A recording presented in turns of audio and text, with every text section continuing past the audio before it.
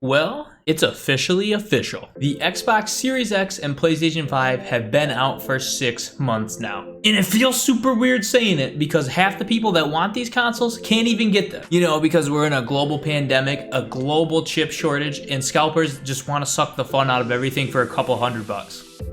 But I was fortunate enough to get the Series X and the PS5 both on launch day, which means I've had like 6 months to just play a ton of games and screw around with both consoles. The good, the bad, the ugly, you know how it is. There was even one point when these bad boys launched a month or two after launch, we talked about should they have been delayed. If you want to check out that discussion, it'll be in the cards above or in the description below. But I gotta say that conversation has drastically changed because I think both of these systems have improved a massive amount since launch. You already know it's your boy Squiz, and today we're gonna be talking about the Xbox Series X and the PS5 6 months into their life cycle. So I'm gonna go ahead and start with the Xbox Series X. The first thing I want to touch on that I think they nailed out of the park, and this was nailed out of the park since day one. And if you don't know what smart delivery is, it sounds like something super basic. It's something that a lot of people probably do take for granted, but it's basically that the Xbox console gives you the best version of the game automatically. So if you have like the Xbox One per se, it's going to give you the Xbox One version of the game.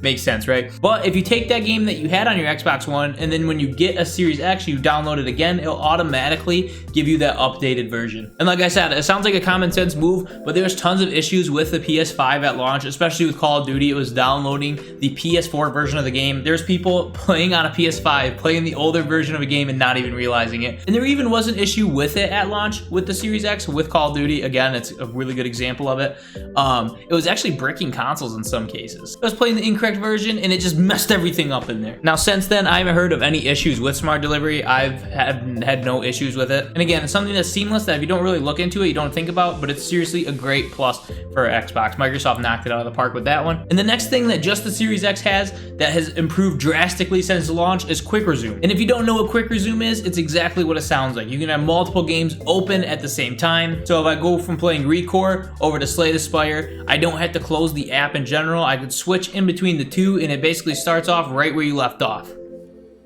And with these next-gen SSDs, the speed is very noticeable while doing this. Now, we found out the hard way at launch that not all games were supported in Quick Resume, kind of like they made it seem to be. But with the newest updates, when you launch up a game, it'll show a Quick Resume badge in the corner, and that's how you know it's compatible. And they also made this handy-dandy little group spot here on the menu, showing what you have open on Quick Resume currently. That update is another one of those things you'll take for granted, but once you get it, wow, it was a night and day difference. It was so convenient. And I had games on Quick Resume that I didn't even know. I haven't played them in months, so I was like, why the hell is this on my Quick Resume? Again, that was kind of messy at launch. You didn't know what was eligible with Quick Resume. They didn't really have an easy way to tell, but they really fixed that up. And with that being one of the main selling points of the Series X, and again, it shows off the speed of that new SSD, it was a great fix for Microsoft. Now, next up, I'm going to talk about games with the Series X. Obviously, everybody memes on Xbox for not having those great AAA exclusive games. I mean, we got Gears Tactics that was already on PC, but it did come to the Series X with launch. Obviously, it's not a console exclusive, and people are kind of getting over the Gears of War and Halo exclusives. I love the games. I love Gears Tactics, but in general, people are memeing it because they want to see new exclusives. With that being said, Microsoft has acquired a ton of studios. I mean, just an asinine amount of studios lately, and they definitely have some tricks up their sleeve. With E3 around the corner, I'm sure we'll see something. There's tons of rumors that Starfield's going to be exclusive for Xbox. It's something PlayStation's already doing that they're in the process of doing, in my opinion. But in the meantime, they did do a FPS boost for a ton of older games, and that really strengthens the Game Pass offerings. We'll get into Game Pass in a little bit, but there was a huge amount of games that got an FPS boost. I think it was up to 70 games. I stand corrected. It looks like they brought up a total of 97 games on the FPS boost. Here's a giant list of them. You can go through on Xbox's website here and see which ones got the boost. And again, this shows off how seamless backwards compatibility is with the Series X. You got original Xbox games, you got Xbox 360 and Xbox One games, all available right there. And then you get this breath of fresh air breathed into these games. You get people playing older games again. I mean, recently I just replayed Titanfall 2's campaign, and having the boost on that was awesome. The game looked amazing. It felt amazing. You could really tell with the frame rate difference, it made it feel so much better. So I think that's a good selling point for Microsoft. I got to give a kudos to them. I loved the FPS boost on some of these older games while we wait for some new titles. And since we're talking about games, I'll go right into Game Pass. Honestly, when I play the Series X, It's a lot different from my experience with the PlayStation. When I play the PlayStation, I'm mainly going for those Sony exclusives, those really high-end AAA exclusive titles. But when I'm going with my Series X, it's almost like I can explore and try games that I don't really want to pay top dollar for or any dollars for at all. It really lets me branch out and try like third-party games, indie games, genres I've never played before. I think it's just a really good console to experiment on, especially for 15 bucks a month. Your first month you sign up, it's like $1. You have over 200 games on this thing. You could buy a game like Returnal for 70 bucks, or for $15 you get Xbox Live and 200 games for a month. There's gonna be tons of new games on Xbox that go to Game Pass day one. Outriders was a great example of that. I would not have wanted to pay money for Outriders right on launch because there's issues with it, but I got to play it for free, so it was a lot less frustrating. And recently you got MLB The Show. It used to be a Sony exclusive. Now it was day one Game Pass. I would have never bought MLB The Show, but now I'm playing it on Xbox and I'm having a ton of fun with it. I love that they've doubled down on Game Pass. I think it's a great idea, especially since they don't have the AAA games to compete with Sony at the moment, at least. I think it really draws in consumers because it's just a great offering. And yes, Sony does have PlayStation Now. Right now, it's not the best competitor for it. I am a subscriber of PlayStation Now. There's a lot of good offerings on there. If you want to play older Sony exclusives, it's a great way to do that. But it really just can't compete right now with Game Pass. It's just... Game Pass is an insane deal. Now, after my Game Pass rant to the console itself, this thing is so quiet. That's one of the most impressive things about this console to me, is it's just silent, man. The fan is not loud at all. When booting up digital games, it's not loud at all. I do have to say though, when you're downloading a game for the first time on disc, it does get a little bit noisy, nowhere near noisy as the PS5. That is one of my complaints on the PS5, is it's quite noisy when booting up a disc. Obviously that wouldn't be the case in the digital edition, but I have the disc tray version of both consoles here. But after you download the game the initial time, when you boot up the disc version of a game, it might be loud for a second or two, but then it's back to just being silent. And really, the system doesn't even get that hot. I think it's vented really well. I think the design is wonderful. It just reminds me of a little PC, the mini fridge goddess. One thing to note about the system itself is it only comes with a terabyte of storage out of the box. Now that's pretty standard for consoles, but like I said, with Game Pass, there's a ton of games you can download, so that thing will fill up very quickly. Thankfully, if you had an external hard drive with your Xbox One, it's very easy to just unplug it and basically plug it right into the Series X and you're good to go. The only thing with that is though, the old external hard drives can only play Xbox One versions of the game, so if you want a Series X or X version of the game, you have to have it on the new SSD internally, unless you want to pay $220 for the 1 terabyte expansion on this bad boy. You heard me right, $220. And that is why I have not bought the expansion. And it's definitely something to think about when you're trying to decide if you want a Series X or S. Because the Series S only comes with 500 gigabytes, man. You need an external drive to play some of these older games on, or you just gotta bite the bullet. But at that point, when you buy the external hard drive on the Series S, you've already paid more than you did for the Series X. Hopefully once third parties kind of start making these, the price on them will go down, but I don't know if that's gonna happen. It's a very specific slot they have there for the Series X.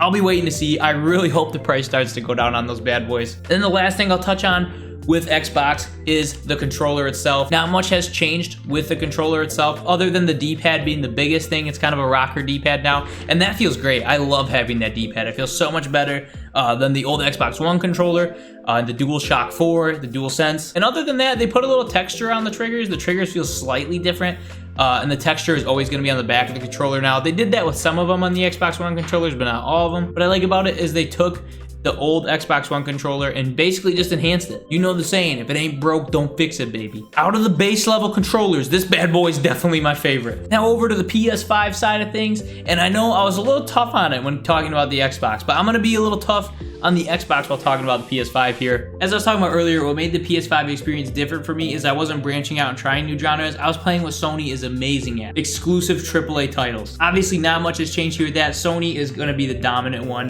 with AAA titles and exclusives for the time being. I don't see that changing for years, to be honest with you. And that's one of the main things Sony has over Microsoft right now. They have those AAA exclusive games. They have PS5 exclusive games. Even though there's not many of them, there's no Xbox Series X exclusive games at the moment. So depending on who you ask, people might not feel justified to go out and buy this system. Because I know when I booted up my PS5 and I played Demon's Souls right at launch, one, it was beautiful, but two, it was like, yeah, okay, I really got to this before everybody else. And I know to most people that doesn't matter. To me, it really didn't even matter, but I loved the experience. The graphics were amazing. It really did feel like next gen, you know, it really gets you hyped that you got a next gen console, and people want to feel that. And obviously you don't buy a console for one game, but just having an exclusive there day one was something the Series X didn't have. So it was really great to get Demon's Souls at launch. And now obviously I moved on to Returnal, another PS5 exclusive, and it's wonderful. I'm absolutely loving it. The one thing I do have to give them a point against though is I hate that $70 price tag. And even though Sony can't compete with Game Pass, they really treated PS5 users with the PlayStation Plus collection. This essentially gave you some of the best titles and exclusives from the PS4 for free if you're a PlayStation Plus user and you have a PS5. That's right, if you have a PlayStation 4, you don't get this offering. But yeah, if you have the PS5, you get a ton of free games right off the rip. I gotta play some games I didn't fully get to play. I gotta check out Persona. I got to check out Days Gone. And just like Microsoft did, Sony did do some FPS patches with some of these games, specifically their exclusives like God of War and Days Gone. Days Gone looks great with the FPS boost. I know there was a lot of issues with this game at launch,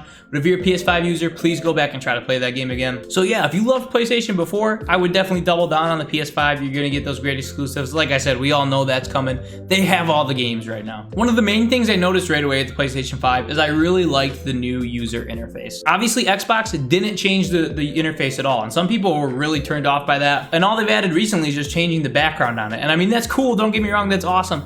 But some people really wanted a new experience. And I think Sony honestly nailed that. And while it took time to get used to, I absolutely fell in love with the new user interface. And this is gonna sound really weird, but my favorite part about it was the sound section. Mainly because I use these bad boys to game on my PS5, the HyperX Cloud 2s, but they're like a PC headset, so they don't come with like the box to change volume right on like the headset. And man, this option made it so easy to adjust game volume and chat volume on this bad boy. And while Xbox does have a feature like this, it's buried in some menus, and this is just super easy and quick to get to. It's super simplistic. I loved the way Sony threw that in there. The only thing I didn't like with the user interface was the friends list and the party system. It seemed the party system especially just seems really messy. It's basically thrown into one menu, and it's just not as simplistic as Xbox's. But overall, I think the new UI is great, and I think it really brought that new level of next-gen excitement that Xbox users didn't really feel. Trust me, because nothing said, "This is next-gen, baby," like seeing a new UI when I boot up that console. 6 months into the life cycle of the PS5, they fixed a ton of software issues.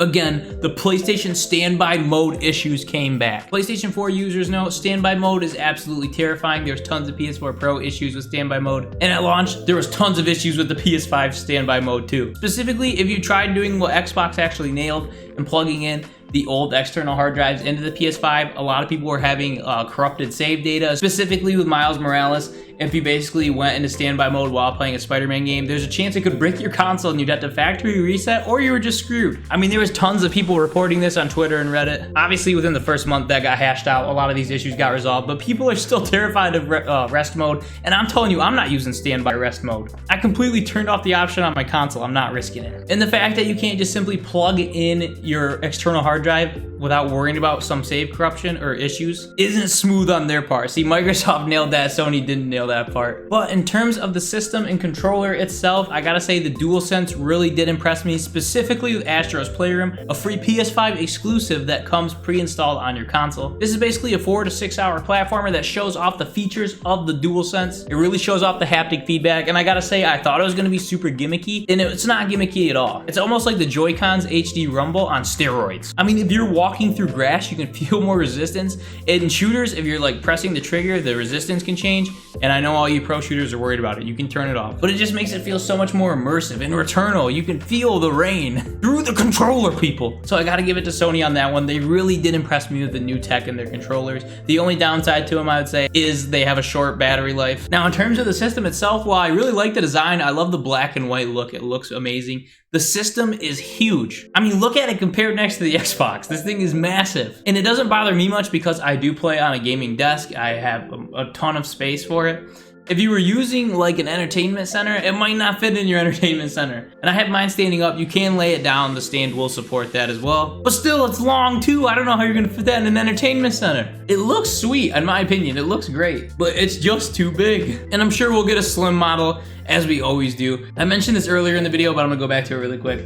I do have the disc tray version of the console, and it can get pretty loud. Now, they did do a software update that actually did help the noise level on this bad boy. But like when I pop in Returnal, the first like 2 or 3 minutes I'm playing Returnal, that thing sounds like a lawnmower. You already know it's the same issues with the PS4 too. It sounds like a jet engine when you're playing some games. Thankfully, after a minute or two, like I said, the noise does go away and it's pretty silent. But if you got the disc tray version of the PS5 or plan to get that disc version, just be prepared, it is a little bit noisy. Obviously, 6 months have given both companies a time to really iron out some of the main issues, specifically software and UI issues. It's really wonderful how far these systems have come already. And honestly, I think these consoles are gonna do great things. I think we have a ton to look forward to. Even though they had a little bit of a rocky start in my opinion, I think these guys are really evening out here. Well guys, have you been able to get either console? Let me know down below if you picked either of these bad boys up and what your opinion on them is. Thank you for watching today's video, guys. It's been your boy Squiz. Don't forget to like and subscribe and all that good stuff. And I'll see you on the next video.